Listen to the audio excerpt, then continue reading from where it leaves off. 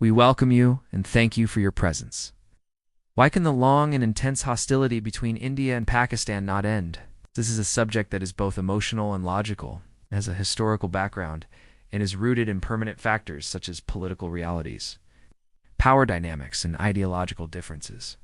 Behind this enmity are powerful individuals, groups, and institutions that keep the tension alive as their interests are tied to this hostility.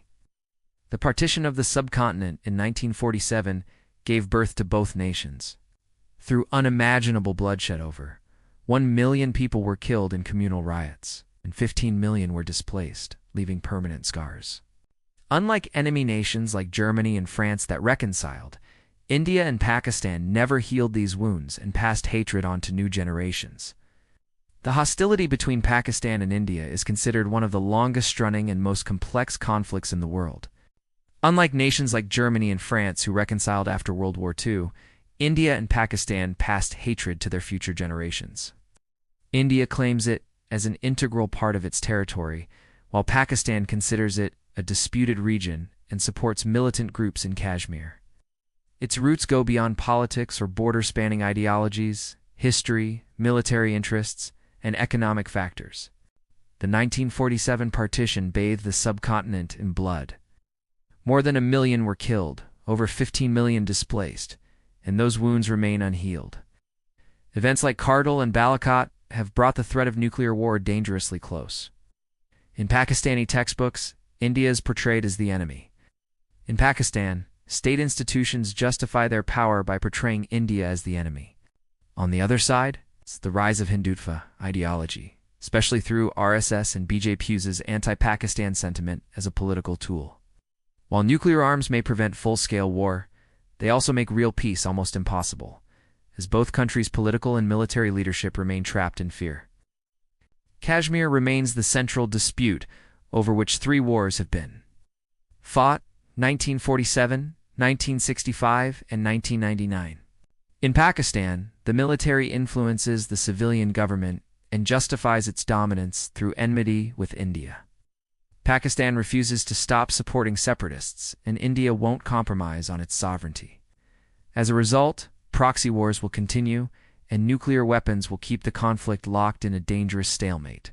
This conflict has become one of those rare, seemingly endless disputes, one that may carry on for generations. In India, defense and intelligence agencies harbor deep suspicions toward Pakistan, especially after terror incidents. India's economy is 10 times larger than Pakistan's, and its defense budget is 7 times bigger. Not just the states, but their peoples have become prisoners of this hatred. India has gained global clout through platforms like the G20, QUAD, and BRICS, while Pakistan remains mired in economic crises, IMF loans, and political instability. Pakistan's military, through proxy wars, utilizes groups like Lashkar-e-Taiba and Jaish-e-Mohammed. Unless core disputes, particularly Kashmir, are resolved, such efforts will only offer temporary emotional relief, not lasting change. Sensationalist narratives by news channels push public opinion toward extremism. Anyone advocating peace is branded a traitor or weak. In India, Hindu nationalists; in Pakistan, jihadist groups both see peace as ideological defeat. In the 2008 Mumbai attacks, 166 people were killed, and Pakistan's ISI was globally exposed for its involvement. After the 2019 Pulwama attack, India conducted airstrikes inside Pakistan. The balance of power is shifting rapidly. Both nations possess nuclear weapons. Pakistan identifies as an Islamic republic, in contrast to India's secular identity. Indian political parties, especially the BJP, aggressively use anti-Pakistan rhetoric during elections to promote nationalism. The military establishments in both countries are barriers to peace. The media on both sides promotes hostility rather than peace.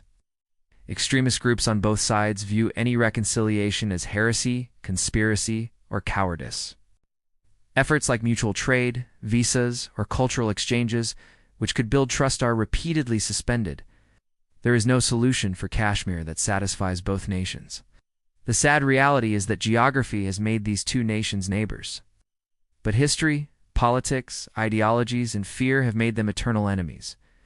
While large-scale war might be avoidable, true and lasting friendship between Pakistan and India currently seems almost impossible. What are your thoughts on this? Play your part in promoting humanity, peace, and security. Speak the truth and express your honest, independent opinion.